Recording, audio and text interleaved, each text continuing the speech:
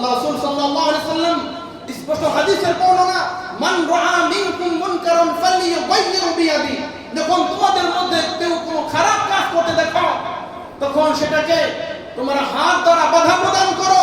যদি শক্তি সামর্থ্য থাকে তাহলে ফিলিস্তিনের মুসলমানদের পাশে গিয়ে দাঁড়াও, মুসলমানদেরকে সাহায্য করো।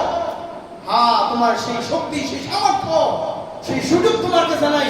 ফাইল্লাম ইয়াসতাতি ফাবিলিসানি, তাহলে তোমার জবান দ্বারা, তোমার বাকশক্তির মাধ্যমে পুরা বিশ্বে আজকে মুসলিম জাতি, মুসলমান আজকে বাকশক্তির মাধ্যমে আজকে প্রতিহত করতেছে, ইসলামের পক্ষে কথা বলতেছে, মজলুম মুসলমানদের পক্ষে কথা বলতেছে। জালিমের জুলুম ইসরায়েলের বিপক্ষে আজকে মুসলমান বাকশক্তি দ্বারা কথা বলতেছে।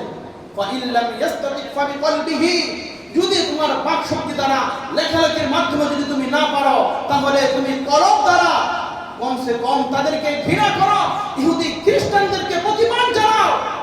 যদি তোমার ভিতরে তোমার মুসলিম ভাই বোন, মা বোনদেরকে ভাবে নির্যাতন নিপীড়ন চালিয়ে যাচ্ছে, শাহাদাতের পিয়ালা তাদেরকে পান করাচ্ছে, আর নিরবতার ভূমিকা পালন করো, নামদারি মুসলমান খবিস, কিছু খবিস এমন রয়েছে বলে কিসের মিটিং, কিসের মিছিল, কিসের মারামারি, আমরা এই সমস্যার মধ্যে নাই, নিরবতার ভূমিকা পালন করতেছি। আল্লাহর কসম, এই নিরবতার ভূমিকা যারা পালন করতেছে, যারা নিষ্ঠুর আছে, যে আমরা কোনো মারামারির মধ্যে নাই, কোনো কাটাকাটির মধ্যে নাই, মুসলমান মান খাইতেছে ফিলিস্তিনে, বাংলাদেশে আমরা কি করব? আমাদের কাজ কি? আমাদের কাছে মিটিং করা, আমাদের কাছে মিছিল করা। আল্লাহ রাসূলের ঘোষণা হলো, তোমার এই নিরবতা তোমাকে আল্লাহর শাস্তি থেকে তোমাকে মুক্তি দিতে পারবে না, তোমাকে রেহাই দিতে পারবে না। পূর্ববর্তী জাতিকে আল্লাহ ছাড় দিয়েছেন, আল্লাহ ছেড়ে দেন নাই, সুযোগ দিয়েছেন। সুতরাং এরপর আল্লাহ রাসূল হাদিসের শেষে বলেছেন, ওয়া যালিকা আদউফুল ঈমান, বলে হাত দ্বারা প্রতিহত করতে পারো নাই, সাহায্য সহযোগিতা করতে পারো নাই, তাদেরকে যুদ্ধে সশস্ত্রে তাদের সাথে গিয়ে যুদ্ধে অংশগ্রহণ করতে পারো নাই, বাকশক্তি দ্বারা তুমি এটার প্রতিবাদ করেছো কিনা, বাকশক্তি দ্বারা প্রতিবাদ করো নাই, বলে কলবে কলবে ঘৃণা করেছো কিনা।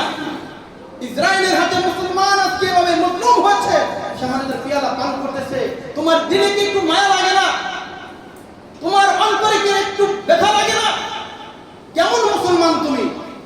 কিসের মুসলমান তুমি? লম্বা লম্বা ঘন্টা দিয়ে ফতোয়া দাও, ইসলামের মধ্যে মারামারি নেই, কাটাকাটি নেই, মিস্ত্রি নেই, এই নেই সেই নেই। ইসলামের শিক্ষা দিচ্ছে, এই শিক্ষা দিচ্ছে ইসলাম। ওয়াযালিকা আদউফুল ঈমান, আল্লাহ বলছেন, কোন ভালো কাজকে ভালো দেখার পরে যদি অন্তরের মধ্যে একটা আত্মতৃপ্তি, প্রশান্তি আসে, তাহলে বোঝা গেল তোমার ভিতরে ঈমান আছে।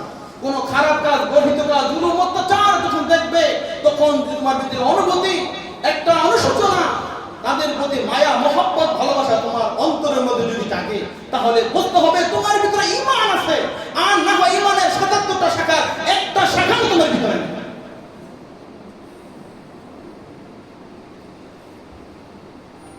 ইমাম মাহদী এবং ঈসা আলাইহিস সালাম দাজ্জালকে লোহিত সাগরে সেখানে তাকে হত্যা করবে।